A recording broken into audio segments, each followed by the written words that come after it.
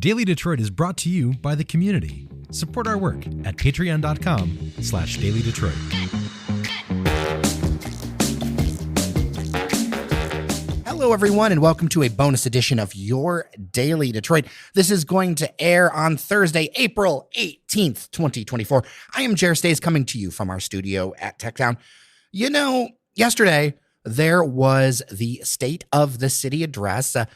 Mayor Mike Duggan has done a few of these now, I think more than 10, and I always like to unpack it. You know, it's a very rapid fire kind of situation. There's always kind of like a very strong vibe there, but I like to go back, play it back a little bit, and kind of unpack it from a resident, from an investment, from all kinds of different points of view.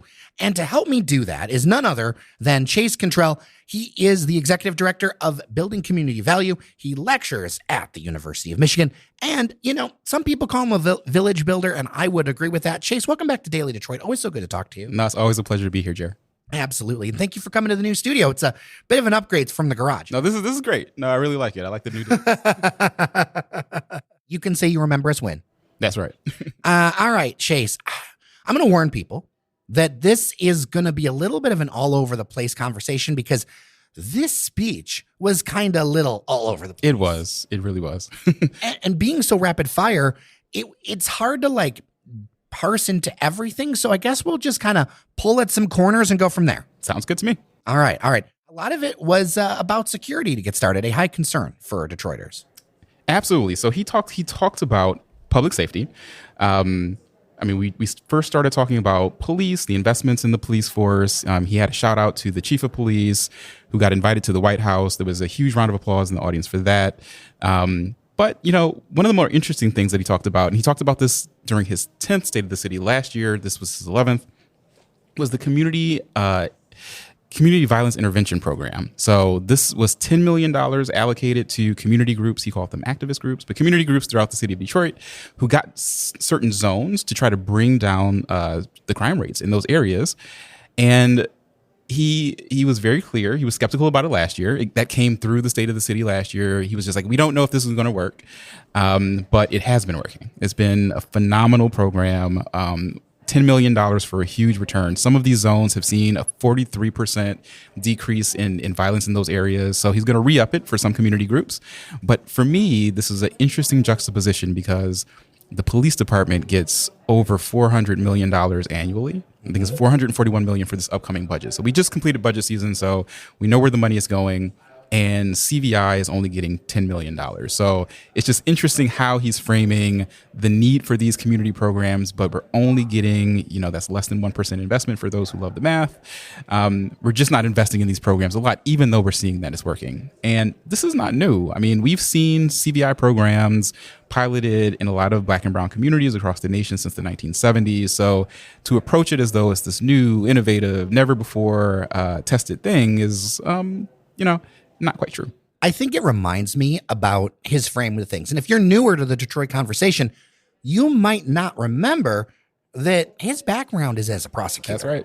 And everything, his whole worldview is that kind of more moderate Democrat, prosecutor, fixer. Like every single job that like Duggan got put into was one where he basically had to be a little bit of a bulldog and get things done. One thing I noticed about this, the difference in these community projects is that the ones that focused on personal interaction did really well, and the ones that focused on patrol, and I thought about this myself because I used to patrol in East Warren, CB patrol way back in the day. I'm aging myself now, but this was like the late 1990s. Yep. And that difference between patrol and personal interaction, and I think that's something that I've grown to understand is so much better to do that personal interaction. And because I was a kid back then, I didn't know what I just did what we were told to do, right? But that personal interaction piece had so much more success. Why do you think that is? Well, one, so this is something that I hear when politicians talk about crime, right? The people who are perpetrating crime, again, this is the prosecutor's lens, right? These are the people that we need to find, lock them up, get them off the streets. They're the problem. What these CVI groups are doing, what community does is treat them as human beings, right?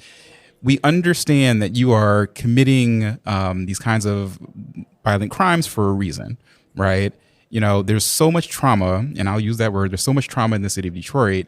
If you think through the kinds of things that young people have seen, have lived through, a lot of our community is still low income. Like the opportunities are not visible for a lot of people. Like you end up in a system where you may end up doing some sort of violent crime. You haven't had an intervention. When you talk to people, that is the intervention that's necessary to break the trauma, get people into more healthy pathways of interacting with others.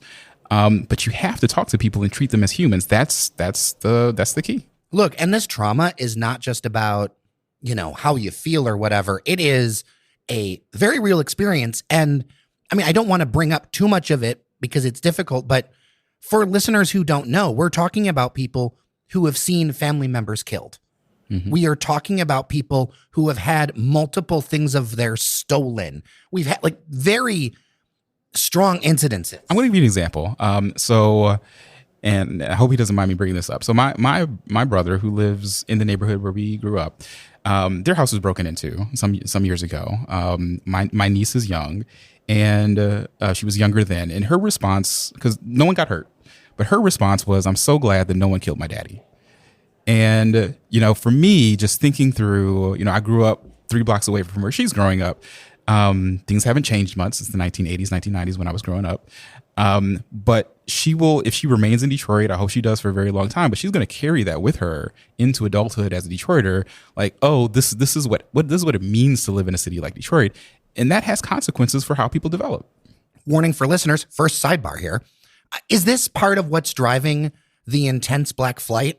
I mean, it just seems like it is a big part of what's driving that intense black flight over the last 20 years or whatever. Yeah. So, I mean, so we're about the same age. Folks in our age group, I know that, a lot of middle-class Detroiters, or even those who are sort of near middle, at the point that you get resources, we have been taught that a sign of success is getting out of Detroit as quickly as possible, right? Like you don't stay, you leave. As soon as I got back from college, and I think my parents have changed a little bit on this, but I got a good job, right? I was living in a good neighborhood or decent neighborhood. They were like, "Why did you move back to the city?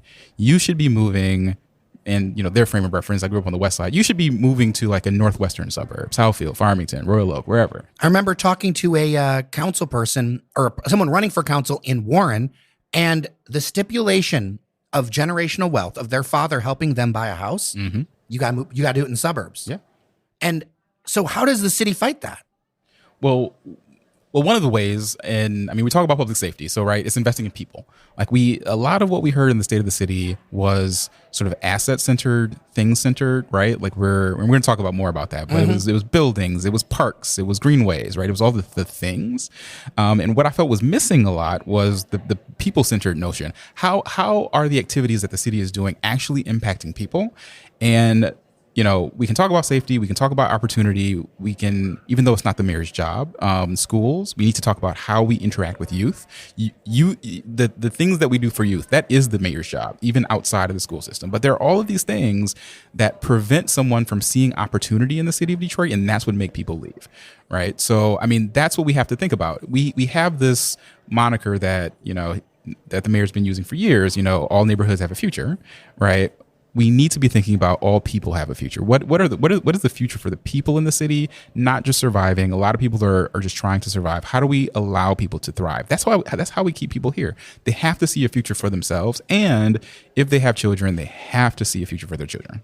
So the hard part about every neighborhood having a future for me is that the city of Detroit is so expansive mm-hmm. as far as land. And on the way to this event, I was running from the east side because I got family over there in Jefferson Chalmers. Mm-hmm. I'm going down Charlevoix. I'm going down, parts of Warren. And man, there's blocks where like I could shoot a cannon and it's not going to change for it's a lot of work to change that. Please don't shoot a cannon. But you're absolutely right. You're absolutely what right. I mean? I'm not going to actually shoot a cannon. I could shoot a measurement laser. There we go. And go half a mile. And I think about even me in the North End. I woke up this morning and I see 7 empty lots or abandoned houses out my back window. Yeah. I also see the Fisher Building. Mm-hmm. We haven't even developed out there yet. And so I think the challenge for me as somebody who looks at cities who have turned around is that there is focus, but I feel like that's political kryptonite. Oh, it absolutely is. I mean, so when we think about the kinds of things that this administration has done, a lot of it is based on expediency. A lot of it is based on marketing and public perception. And when I think about, to your point, the reason that you see those vacant parcels, right? The Detroit Land Bank Authority owns 70,000 vacant parcels throughout the city. It's a huge amount. No other land bank in the nation owns that much land. But a lot of that was demolition, right? We have vacant land because we've taken down those properties, and that has been a major priority of this mayor. And he even said it at the speech. He's like, well, there have been detractors, but he's been laser focused on this, and he still thinks that it was the right thing to do. But we're not going to see new houses. We're not going to see infill development. We're not going to see new multifamily on a lot of those parcels for a very long time. Because we didn't have the foresight to salvage what was there instead of tearing much of it down. Well, one thing that has happened in the intervening years is that it's become very expensive to build new. Absolutely. Construction costs have skyrocketed. What we see in Detroit, doesn't matter if you're rehabbing a single family home or if you're building a 200-unit apartment building. And for listeners, so that they know, you have a lot of, you are a developer. I'm a real estate developer. You're a real estate developer. You are not just looking at X or Facebook and having ideas. Not at all. You are in the mix. Yes, with my own money on the line, which can be very interesting discussion about risk in neighborhoods. Do you have a lot of antacids? I need more. Maybe something stronger.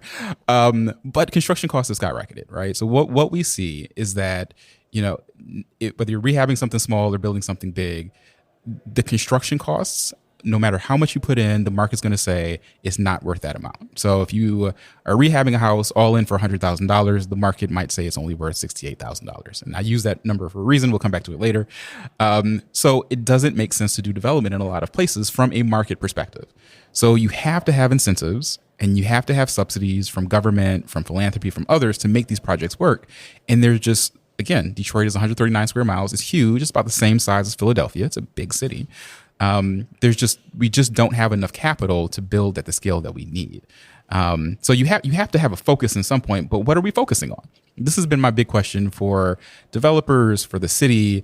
The mayor talked about affordable housing. There was this big announcement that the city public-private partnerships has invested $1 billion in affordable housing over the past 5 years. It's a little misleading, right? It's not the city necessarily investing. The city hasn't put a lot of its own money into these projects, but has facilitated investment. We are not building family housing, right? The things that we are tearing down, the single family homes that had 3 bedrooms, we are not replacing them with 3 bedrooms, right? We're building a lot of things that have studio apartments, 1-bedroom apartments. Developers will tell you very clearly it's difficult or expensive to build 2-bedroom, 3-bedroom units. So what are we doing for families in the city? We are losing the kind of housing the family needs. But if the market right now seems to be people with families hit the road, Mm-hmm. Is there a market case to say, well, if I'm going to build these 3 or 4 bedroom homes, I'm not going to fill them? Yeah, that's the pushback. And if you hire, not to pick on anyone, but a major real estate analysis firm, CBRE, for example, they'll look at the market, especially market rate. They'll look at the market, and developers will tell them, we can't sell 2 or can't rent 2 or 3 bedroom units.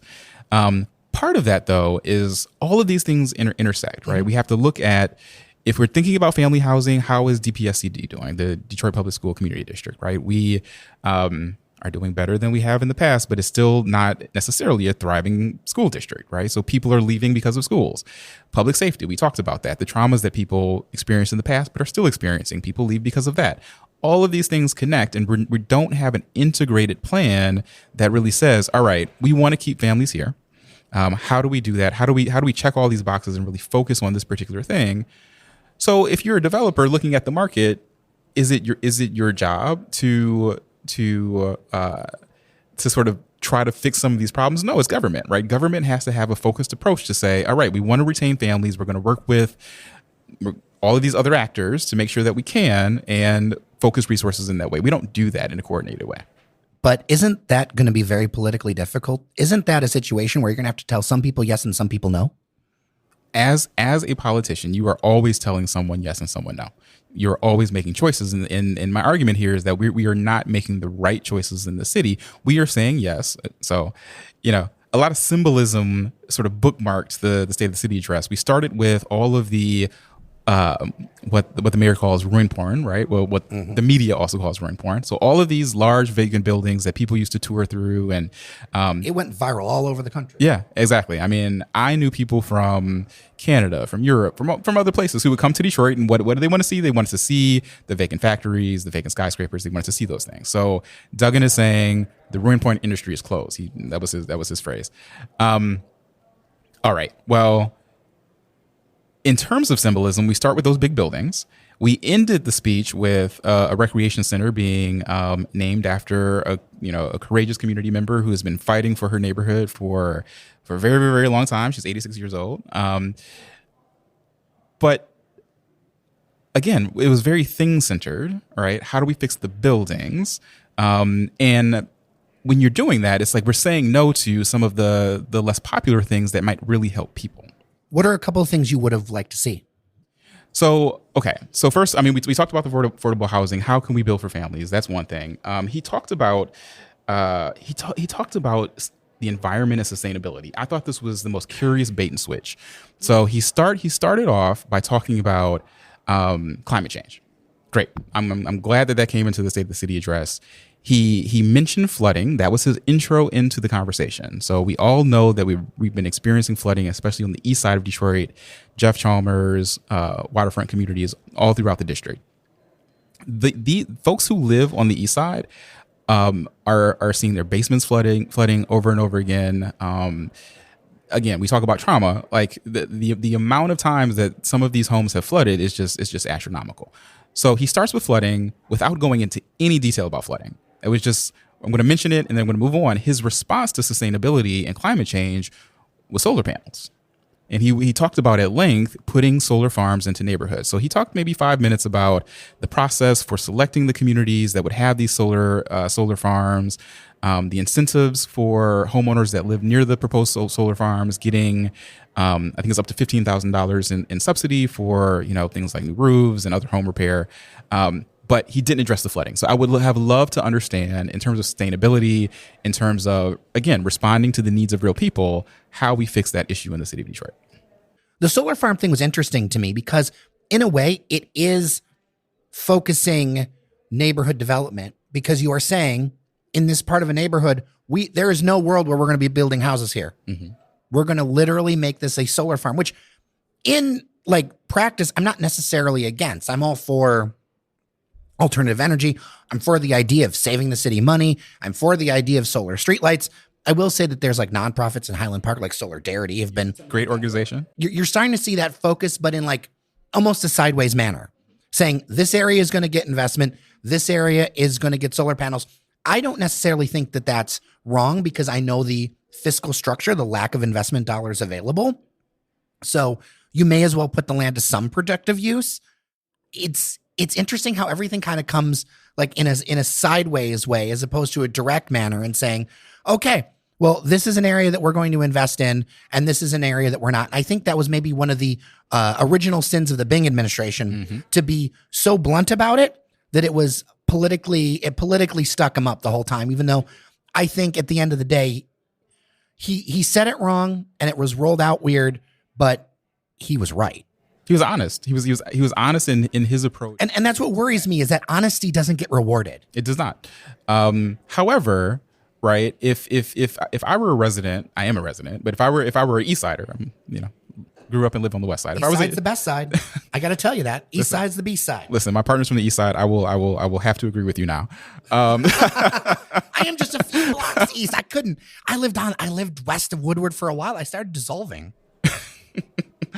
Gotta love the East Side. Gotta love all of Detroit, though. For sure. But as if an East Sider watching this is probably gonna laugh, right, at the idea of sustainability in response to climate change. Like, how is this helping, right? the electricity that's being gained from the solar farm will not help the residents, right? Their DTE bills are not going down. I mean, this is to actually bring down the cost of energy for the municipality, for the city of Detroit, city-owned buildings. And if we get there, because, this is future projection, streetlights. Now, isn't that, though, about the opportunity that the federal government presented? Yes, right? Because a lot of this is, like, there's this idea, I think, among the public, like there's this giant pot of money and we get to decide everything that we do with it. So often, there is very specific prescriptions for what certain things can be done, like ARPA money or grants or whatever. It's like you can only do X. You can't take money from Y and then put it into whatever, potholes or something like that. Or you can't take it from, one kind of grant and then make it into transit. This is true. So I will push back a little bit. So we do have a huge pot of money, right? So the city of Detroit's, annual budget for the next budget cycle is $1.5 billion. I mean, as cities go, right? I mean, New York is a lot bigger, LA is a lot bigger, Chicago is a lot bigger, but $1.5 billion is a lot of money. Much of it goes to police and fire, like an insane amount of it.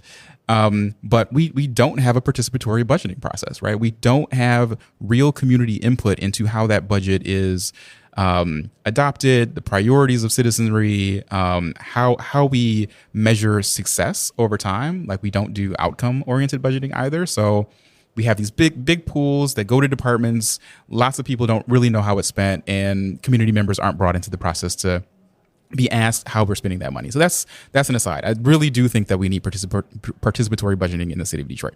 But to your point about federal and state dollars that can only be spent in a certain way, what he cited was infrastructure money, right? That's how we're getting some of these sustainability measures. What can we do on flooding? I would love to know if there are interventions that could have been used with these dollars that would impact water sustainability, DWSD, et cetera. I wonder, though, if this is part of that whole use money from the federal government to build infrastructure that then saves you money. Or maybe I'm just trying to make the other side of the case here. I'm not trying to defend. I'm saying, what if this is a situation where, okay, we looked at it and said, we're going to put money into these solar panels so that we can, in theory, save $8 million a year that we could then put back into the general budget. But those solar panels are being paid for by, Uncle Joe. I mean, there's also a cost and externality to flooding. So I get it. We may be saving $8 million a year. If we address the water issue, how much could we save? It's being honest about where we're putting the money, and talking about the other things that we're not funding and why we're not funding them. We don't often have that conversation about, why this other thing is not a priority. Do you find it sometimes difficult to have conversations that have that nuance of, sometimes it feels like if you say anything that is questioning about the city, that you're a hater, like especially, and this has really grown in the last few years, as opposed to, no, I love the city. I've been part of the city. It's, can we have a discussion? Should we do X or Y? Mm-hmm. That doesn't mean you hate the city or that, whatever. I feel like there's less and less space to have that conversation lately in the wider discourse. Okay. I'm glad you said in the wider discourse, because what I find is that there are city employees, staff members, also city council members and their staff that publicly, so this is the wider discourse, may push back on critique. But when you get them in a room and talk about actual policy, there's not that same pushback, right? People are more, not going to say that they adopt these ideas, but they're not as openly aggressive about this idea of activists critiquing things. So I'm in rooms all the time where we have these kinds of conversations. I think my frustration, the frustration of a lot of people who get invited to the table, there are lots of tables, so you get invited to these tables. A listener should know there's the air quotes with the hands. There were many air quotes. There will be many more, I'm sure. Is that even if that staff member agrees with you, once it gets up to the mayor's office, oftentimes those ideas go nowhere. So I think there's a reasonability with some of the staff members that oftentimes when it gets to the mayor's desk, it's like, no, that's not a priority, because he's balancing different things. He's not only balancing, all right, is this just good policy, but also what is public perception? He started his speech saying very clearly, we're about to welcome, hundreds of thousands of people for the NFL draft. The nation will be introduced to a new Detroit. And that's very important for him, right? So when he is factoring decisions, he's not just thinking of the people in the city, right? He talks about our credit rating. He talks about national perception. Like those are other things that he's balancing that honestly, again, this is more asset-centered and thing-centered versus an event-centered versus like the actual residents of the city of Detroit. One thing that does kind of tie to residents, though, I want to mention is the Detroit Promise and scholarship program. Yes. And I thought it was interesting to highlight because I don't think enough people know about this. And this was, if people don't know, there is tuition support. If you are a resident and you go to a high school based in Detroit, it's not just DPS. I think it's charters as well. It's charters as well. Yeah. And it was started by some money from the Detroit Regional Chamber Foundation and some other stuff. And other philanthropy. Yep. And then now it is kind of being supported by the increase in property tax rate. So there's there's complicated math. Well, what I love about the complicated math is that he explained it. So for sure. This is one part of the speech where I still have issues with it, but I'm very glad that he took the time to explain where the money comes from. You know, if somebody gives you like a dinner plate, or you're like, this is great, but I got issues with it. It depends on who the host is. Oh, okay. I feel like it is a program aimed at people, and I feel like it's a program not enough people know about to help kind of offset some of the challenges. You know, we talked a little bit about, we've talked about in the past, the idea of keeping Detroiters here and discouraging black flight. Mm-hmm. The idea that your college is going to be supported really is, I think, if you've got kids, could be something to think about. It is. So one of the first things I asked my partner this morning was, he works for DPSCD. So K through 8, do they talk about the Detroit Promise? Do the kids know that this exists? Because this could alter the way that they perceive their city and sort of their opportunity as they move into high school.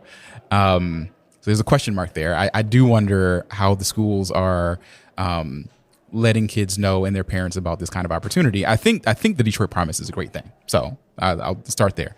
The thing that I'm curious about, because the way that the mayor framed it is that, unless the state legislature changes the legislation that allowed Detroit to do this, this will be available in perpetuity, right? As though this funding will be here forever. It is based on the increase in taxable value.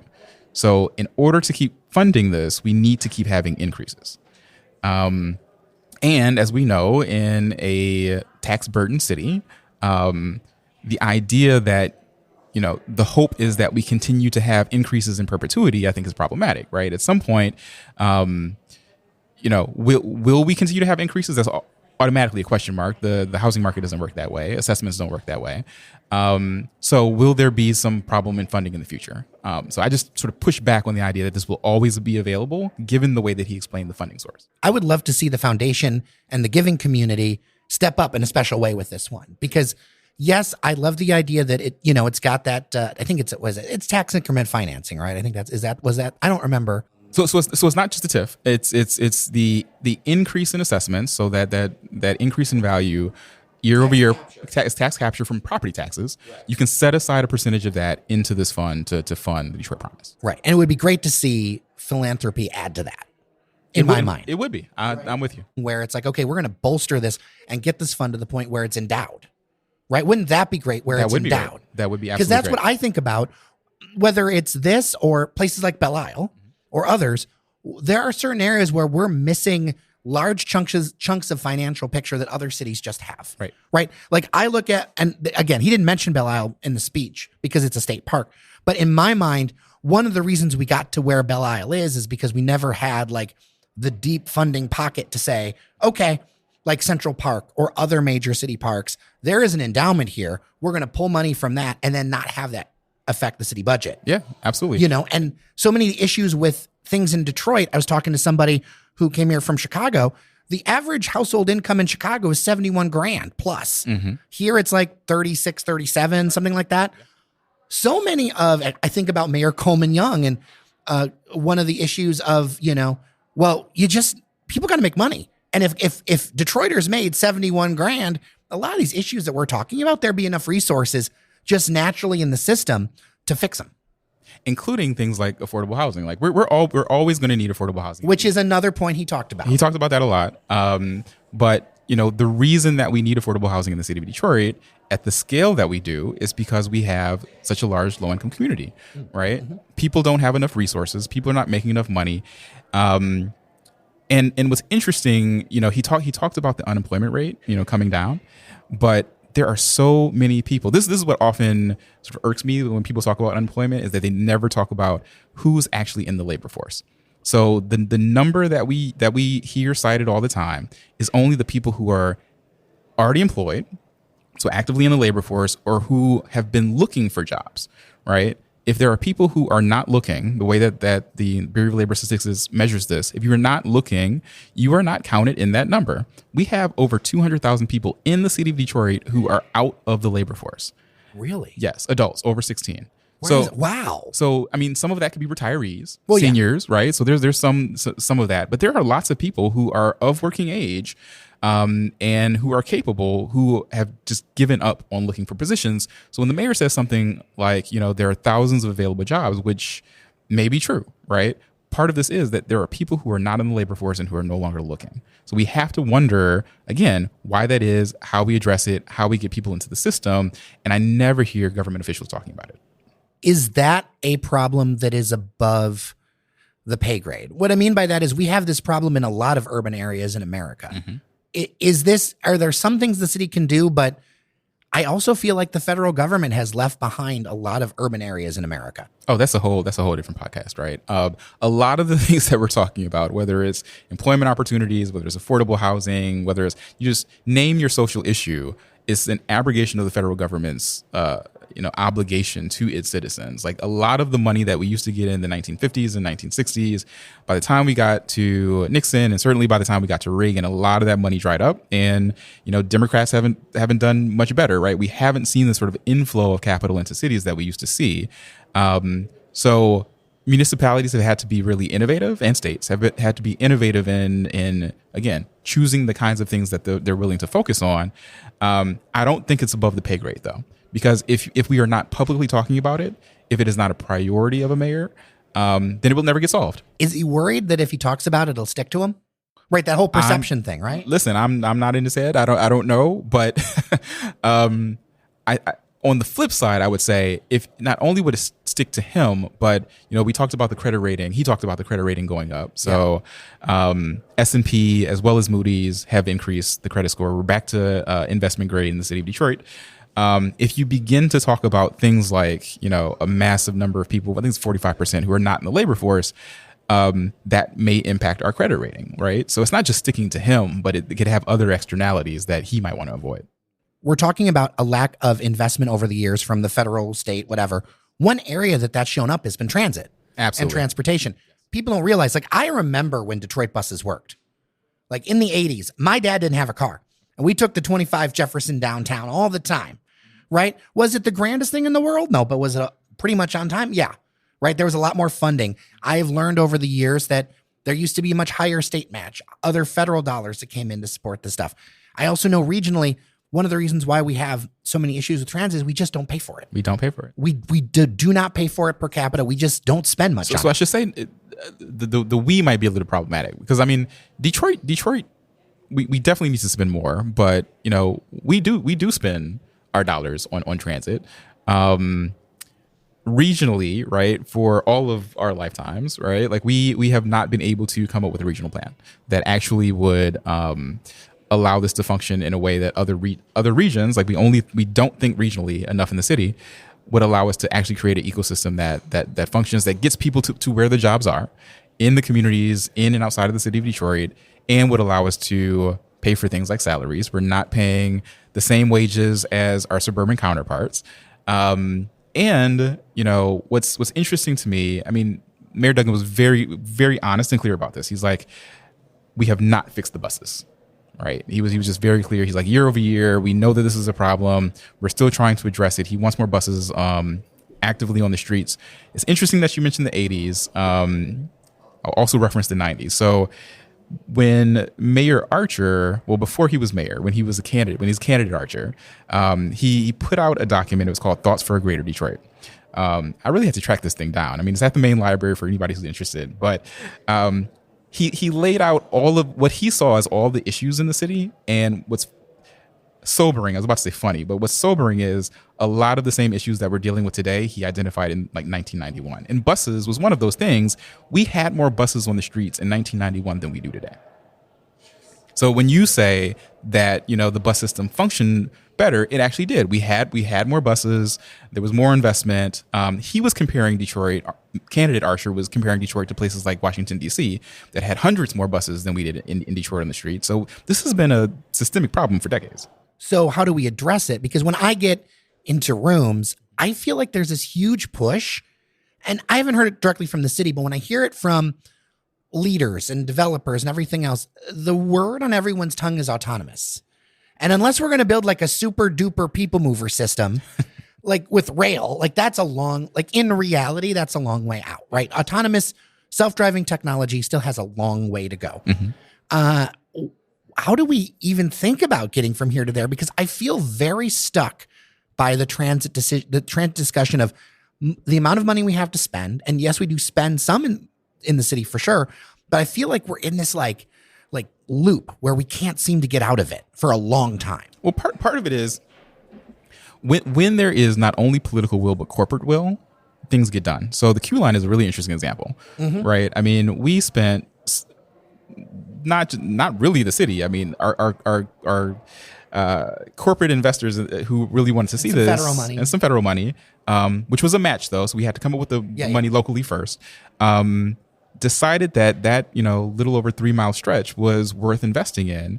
And actually heard, this was a member of philanthropy who invested in it, said the quiet part loud one day. He's like, well, this really wasn't about moving people. This is a real estate investment play. Mm-hmm. And I just sort of sat back like, did he really just say this? Like, oh, yeah. we all knew it, but like to hear someone say it out loud. So, I mean, if there was an understanding of the benefit of moving Detroiters around the city and region, right, to get to where employment opportunities are, it's not just something that needs to be a city priority. It needs to also be the priority of other stakeholders in the city as well. So I think, I don't know if the mayor has had that conversation. I don't know if there has been the political will to actually bring those people together and say, hey, we invested in the Q line. Can we invest in our bus system? See, that's what scares me. I don't know if there's you see it online, mm-hmm. and especially among like the very active, I'll call them like, I'm overgeneralizing here because they're not just all downtown, but they look like me and they mostly live in downtown or some greater downtown area. And there's very strong feelings of transit is the only thing, but like, it doesn't feel like that translates to actual political will in office. I feel like there is like a disconnect there. Maybe there isn't enough juice or they're not hearing it in the neighborhoods. I don't know, because you have a different perspective on Detroit than I do. I just feel like there's a disconnect there where it doesn't feel like there is the urgency among the politicians to fix this. So there are charter. So City of Detroit has a charter, right? It's the constitution of the city. So there are charter mandated community meetings that the mayor has to show up to in every district of the city. So he has to do at least 7 of these annually. And if you go to these meetings, there are transit advocates who are very clear that they want buses working. They want higher salaries for workers. Mayor Duggan hears about it, I think, at every meeting he goes to. So it's not as though Black and brown residents in the city of Detroit aren't showing up saying, Mayor Duggan, we need a public transit system that works. And they're telling him things about delays in buses that don't show up, problems with the routes, problem with citizens with disabilities being able to actually access the buses. Mm-hmm. The Detroit News had a really interesting report, I think either earlier this month or last month, that said that there was 1 bus collision per day on average. Now, before people are thinking that the buses are running over humans, most of these are, collisions with other vehicles or collisions with inanimate objects. Hitting a curb, a pole, or something. Exactly. Right. But thinking of how often this is happening, right? Again, Mayor Duggan has all the data. He talks about being a data-oriented administrator. So, I mean, he knows that the buses aren't working, which is why he brought it up at the State of the City this year and I believe last year as well. So I think that he knows it's an issue. I just don't know if he's reached out to actors in the corporate community or philanthropy or others to say, this really is a city priority. How do we fix it together? Are there issues? I mean, I've heard various things about a need to restructure the RTA. to allow for more funding to get in for certain things. Because I guess if you're one of the communities, you can very easily block something for someone else. Yeah, you can. I mean, essentially, you can also opt out, right? So thinking just about how this crazy network. Well, first, where are people trying to get to? I learned this first from Detroit Future City, and then I know there are Uber drivers in my life, Detroit residents who drive for Uber, and there's this interesting cross-section of Detroiters who are going out to the suburbs for work every day, and folks who live in the suburbs coming into the greater downtown for work every day. And it's just, I mean, Detroit is not necessarily unique in that. This happens in a lot of cities, but Black Detroiters are trying to get out to the suburbs for work. If a community opts out, if a community tries to block transit for some reason, what does that mean? That means that opportunity for that Detroiter is going to be non-existent. If they can't access a vehicle, if they don't have enough money for Uber because Uber and Lyft are expensive, how are they going to get to that job opportunity? So, I mean, it really does have an economic impact. And there's certainly a regional economic development case to be made that we need to have a more robust transit system. I would make the argument that even if we were to do more robust transit within Wayne County, right? So when I travel, what I learned is that we have a curse of geography. Because in a lot of other places, well, a curse of geography and a curse of an inability to raise a sales tax. Because a lot of other places, it's legal to raise a half-cent sales tax or something. That is illegal in Michigan. One of the most common ways to pay for transit is illegal in the state of Michigan. That's right. And the other thing I see is that you see a county. So you see a Columbus and then the county around it saying, okay, well, this is the big city and this is the county around it. We're going to do a transit system in our county. And if another county wants to join us, that's great. But there's a bunch of things in our county. Here we have Wayne County, and like the one corner is like super dense and populated. And right next to that is another county. And right next to that is another county, all with their own governments, where you have like a center of economic being, but it's not in the same political geography. So it makes it very difficult to get things passed and get things done. And I start to think, even if Wayne County were to do something on its own, would it over time help encourage more people to locate in and invest in Wayne County, which, by the way, the whole county is losing population? Would that be a situation where, say, a Wayne County could give itself a leg up or an advantage, and maybe some other communities sign on it and it would be great? But like, let's be honest, I mean, you go out to like Lake Orion or something, that's not like the geography of this region is so large.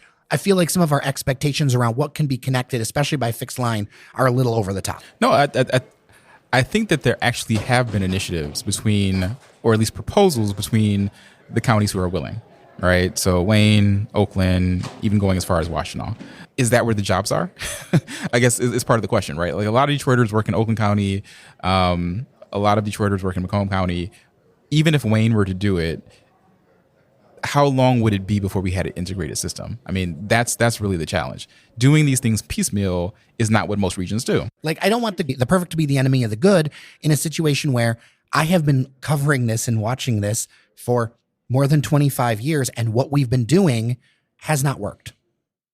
So here's to your point about things like the sales tax.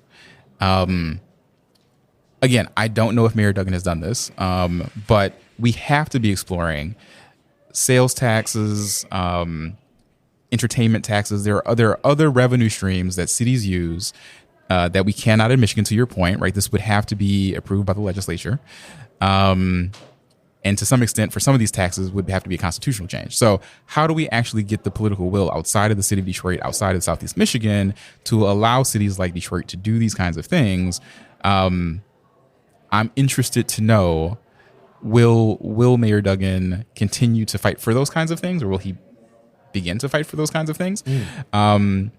Or, will we still just be conscripted to the amount of money that we can just raise internally?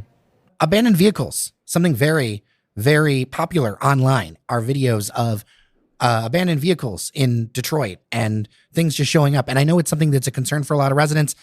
He talked about a new approach towards abandoned vehicles. What are your thoughts? I think this has been an issue for a very long time. What I find it interesting the way that he set this up, though, right?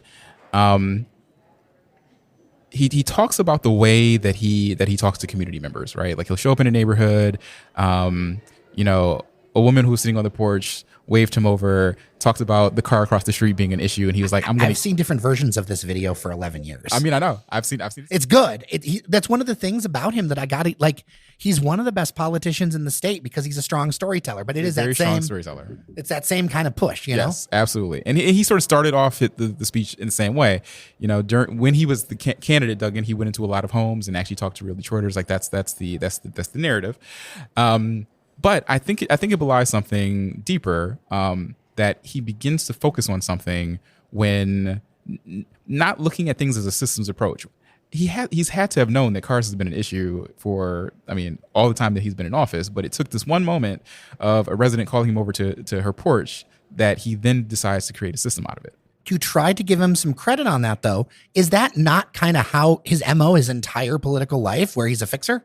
Like, fixers don't think in systems. They think in OMG, WTF, BBQ. Everything's an emergency. Everything's an emergency. Everything's a fire. And if there is a criticism that I have of the administration, it is that vision and long-term systems planning. But I tend to chalk that up to that's who he is. Even if that is who he is, I think that it's a problem in terms of resource allocation, right? If you're only thinking of the current fire, you're not thinking long term. You're not building the case like we talked about an endowment for Belle Isle. This is a long time ago, right, that we would have needed. It has nothing to do with that. But the idea of long term planning, yes. Right? Like if you are thinking beyond the 30, 60 day, and I'm a little cynical, the media cycle, right? Oh, for sure. Like we have a role to play in there. Yeah, but so he's being responsive to something, but. You know, if you're only dealing with the fires, you're never going to create an equitable system that endures over time, right? You're only going to address the fire until the next fire comes up. And honestly, the reason that we don't always get efficient systems is that if you deal with the fire, you put in something in place, you're focusing on it for a very short period of time. By the time you're to the next fire, you're no longer thinking about how that last fire is functioning, right? So I think that's my critique about the sort of short-term management style. But the idea of getting rid of vacant vehicles or people who are doing work on cars in their front yard. I mean, I've experienced this as a resident too, right? Born and raised in the city. I've seen this all over the city of Detroit. Oh, yeah. I got neighbors like this. Yeah, we all have neighbors like this, right? One question I would ask is why does that resident, because the people who we are also talking about punishing are Detroit residents, most of them, right? This isn't just dumping. Some of it is dumping. So dumping is a greater concern to me. Like I've seen and I know people who have facilities where they'll just drive into work one day and they'll be like a car or two just in parts outside on their street. Exactly. So that needs to get handled. That needs to get handled. Those vehicles need to get out of neighborhoods. Absolutely. But the resident who is fixing cars, because he mentioned this, right? You can no longer, have a semi truck in your backyard, and putting a fence around it doesn't make it any better. You can't fix 5 cars. You can't fix all the cars in your neighborhood. Why is that the route that they have taken? Do they have opportunities in a way to sort of formalize their business in a different way, in, air quotes again, in the right way? So we're going to issue them a ticket. They're going to have a very short period of time to get rid of all of the vehicles. Are they then losing an income stream? Are we helping them in some way? Because in fact, I mean, we all know about the informal, business ecosystem in the city of Detroit, mm-hmm. right? Like that's why we know neighbors who do these kinds of things.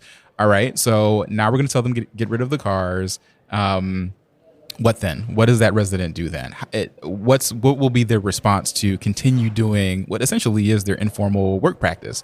How do they then exercise that practice? He's got so many connections in the business community. If somebody actually is fixing cars, could there be an on-ramp to a job? There could be. I doubt that that's what this ecosystem will produce, because again, we're focusing on a fire. The fire is getting the car out of the yard, not and again, thinking of this person doing it as just a simple wrongdoer versus, all right, clearly there's a reason. Like he's got a talent. He or she has a talent. He or she has a real talent and is actually providing a community service probably to their neighbors. I used to work in staffing years ago, and one of the most unharnessed economic engines in America, I believe, are the people of Detroit. Yeah. I mean, there's so much possibility there. We just haven't figured out how to line everything up right, because there's so many people, nobody wants to most people want to work. Most people want to do things. It's about giving them the experience and the ability to say, hey, oh, this is a possibility for me. Exactly. And not just saying, all right, here's a program, go through the program, but it's like really providing, the training, the on-ramp, the vision, like letting people know that there are real opportunities and sort of hand-holding along the way, like helping people to get into these practices. What I see, and this is, we can talk about this on the real estate development side too, but, this feels like a system of punishment, right? That we're going to talk about beautification, but we're gonna issue tickets and we're going to try to get rid of those vehicles. It's not about that individual person and why they were doing it in the first place. We're not going to be asking why. A couple more things. We're kind of in the home stretch here. I'm going to try to keep this under an hour, which is much longer than our normal show, but that is A-okay because this is a bonus episode. And when we have Chase, we just got to get it all in. I'm having fun, right? Yeah, right. We're all having fun. I wanted to mention about, I actually ran into the city's historian, Jamon Jordan, on the way into the church. Jamon's a great guy. This idea of making more of a commitment to Black history. I have said this for years that a lot of the statuary and other things in Detroit doesn't reflect Detroiters. Like when I go to Memphis and things like that, it looks a lot more like Memphis. I feel like the not to take away other things, but to add to the story, I think is important. Because I do think that representation and seeing yourself is important in whatever way, whether it's statuary, buildings, whatever. So he talked about things like, the Brewster Rec Center hopefully finally something happens with that thing. There's been so many trials and tribulations, and restoring the training site for the training ring for Joe Lewis and the Ossian Sweet family house and things like that. A possible new memorial for Freedom Point where people, would end their journey on the Underground Railroad. What do you think of all these things? So what's interesting about this is that I had a member of the artist community who was texting me during the speech. And so proposing new statues that are focused on Black history, I think is an amazing thing. We need the visual representation. And again, I talked about this sort of earlier. A lot of this is symbolism, but sometimes some symbolism is important. Oh, it is important. Look, you go downtown, it looks like it's still Jerome Cavanaugh in charge, exactly, as far as the statuary. 100%. What is a little infuriating, though, is that we do have statues, and one of the primary ones is the Gateway to Freedom Monument, right? This is on the Riverwalk. If you're going through Belle Isle, like once you get to the river, there's an accompanying statue on the Windsor side. So this is memorializing the Underground Railroad. It is in disrepair. And there have been a group of folks for the past 4 years who have been trying to get that fixed. So to them, it was almost an affront to hear the mayor talking about new things when it's like, we already have some statues that have not been maintained. What I've heard from artists in general is that a lot of our monuments, our statues, our art throughout the city, we don't maintain it. So proposing something new seems problematic if we haven't come up, again, if we haven't come up with a real system of how we maintain the things that we already have. And as we create new things, will we be maintaining those new things? That's the big question that I think that a lot of people who are interested in this, myself included, are asking. Is that kind of the root of the online snark of like the whole thing with the Detroit sign, right? Amazingly, that did not make it into the speech. I didn't know if it was going to come up today. Yeah, I wasn't sure. But there is this kind of like cynicism that something isn't going to be taken care of. Mm-hmm. And I think that is corrosive to a community. It absolutely is. And I think this is a real question, right? If we are doing all of these new things, especially in neighborhoods, is there the ongoing recurring funding to make this happen, to make the maintenance happen? And we haven't seen it in the past. So some of these things are new. Are we creating new systems to make that happen? I often don't see it in the budget, so I don't know that we are. And it is corrosive, right? If people think that, again, these are flashpoints. If it's only something that the administration cares for about a certain period of time, very short period of time, and then we'll move on to new things and forget what's happening in neighborhoods, forget the new initiatives, people aren't going to feel good about the city. Why don't we end on something about development, something that I think will be in kind of your wheelhouse? He talked about a $3 billion gain for Black homeowners in the last 9 years. He did. And that is something that has been touted around. I mean, I've even seen it like on Instagram accounts, and there's a lot of push from it. I don't usually see policy things like that pop up on like my Instagram feed. So I thought that was kind of notable. What are your thoughts as somebody who's got your hands in it? You're doing this. So for context, and I really would love for people to read the report, is the University of Michigan. Again, I work for U of M as well. University of Michigan Poverty Solutions. Great report. It covers the time period from 2014 to 2022. Okay, so we're not looking at the pre-Duggan era. We're not looking at the pre-Great Recession. So we don't know from this report what the figures were prior to 2008. The reason this feels like a big jump is that the median home value went from the low 30,000s, so I think it was about $32,000, up to 68,000. So nowhere near the nationals. Nowhere near the national average. I think the mayor brought up the fact that home values in Detroit are growing faster than Miami, but think about the home values in Miami, very, very different kind of market where you're in the hundreds and hundreds of thousands even for a starter home. So these homes the market still is not valuing these homes very much. So that's point one. Point two is, if you think about the idea of wealth being in the home, which is, again, just nationally when we're talking about how Americans build wealth, the primary source is the home, right?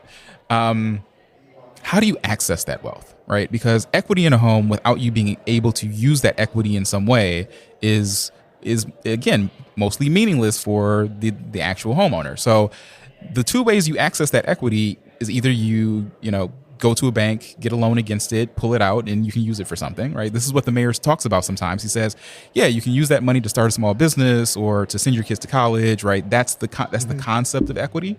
Or the other way you access it is you sell your home, right? So it's one of those two methods. Okay, so are banks lending in the city of Detroit? No. They are not.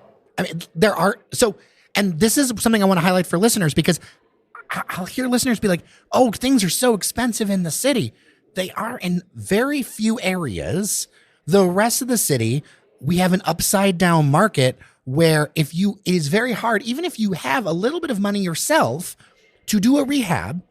Like it's very hard to do a rehab in my neighborhood if you're an individual, because you will not get access to the funding you need without severe help to turn around a house.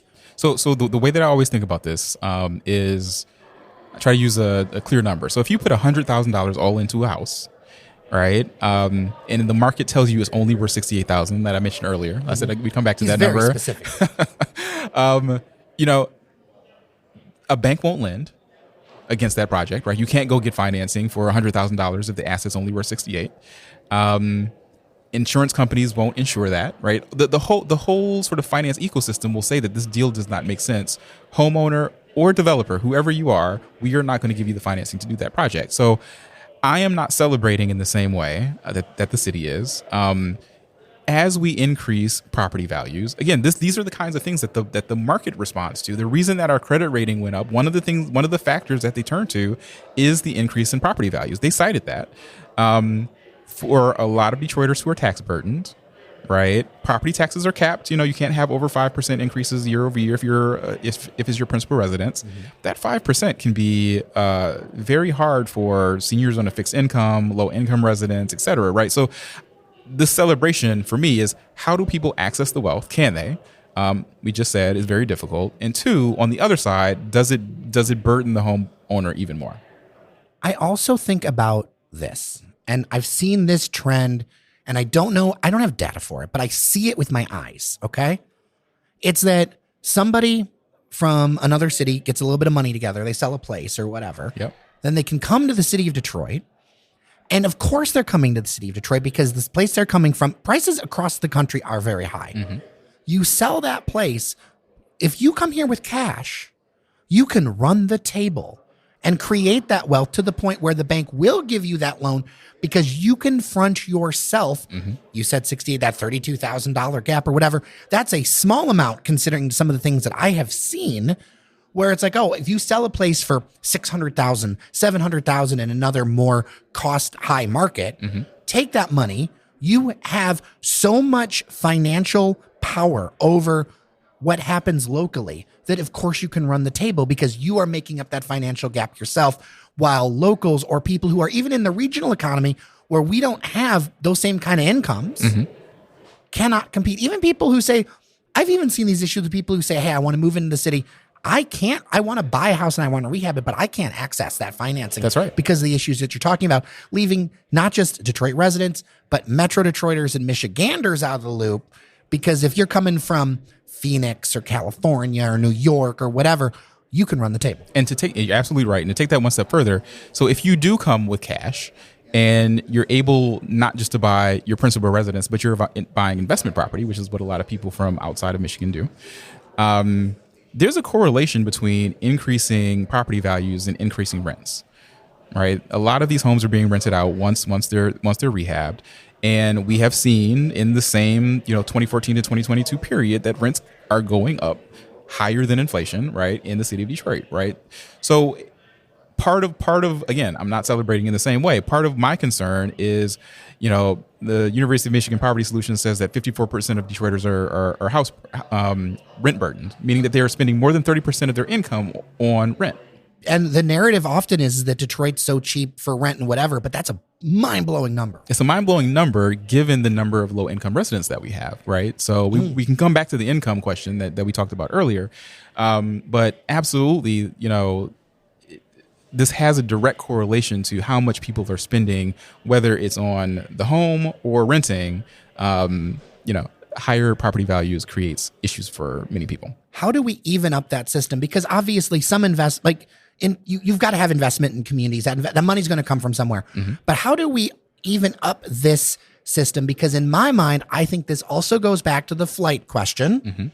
Because if you can get a loan for your whole house in Warren or your whole house in Farmington or your whole house in Southfield, you're going to do that. And you're going to sell your Detroit house for whatever you can get to help pay for that other house because you don't have access to that financing where you can get that in the suburbs, right? Like, I feel like the system is broken and incentivizes the spiral. So it's broken in a very particular way. So Detroit Future City has a great report on small dollar mortgages.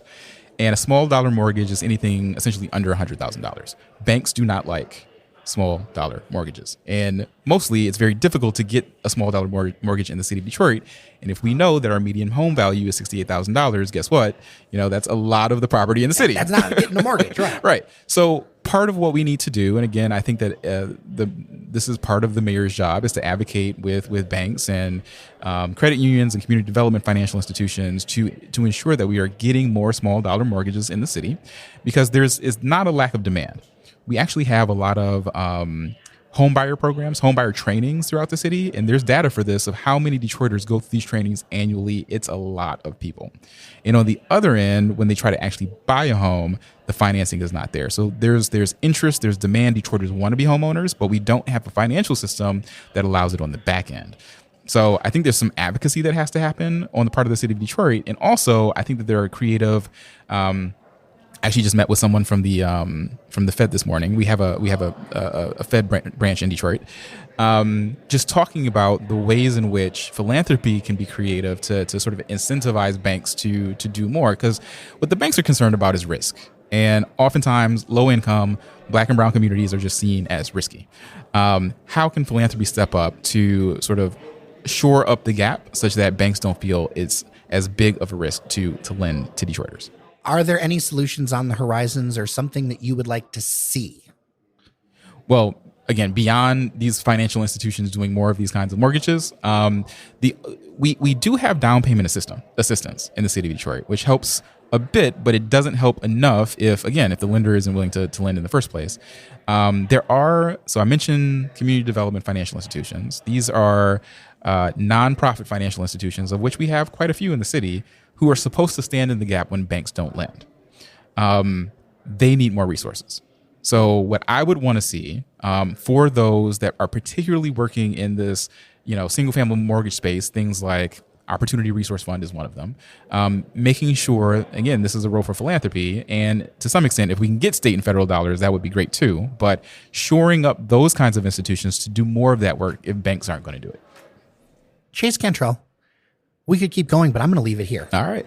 Building community value, also lectures at the University of Michigan. Always good to talk to you, man.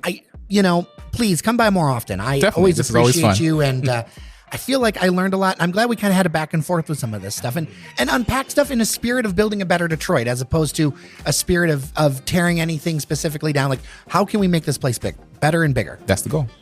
I know it was a long one, but I hope you enjoyed it.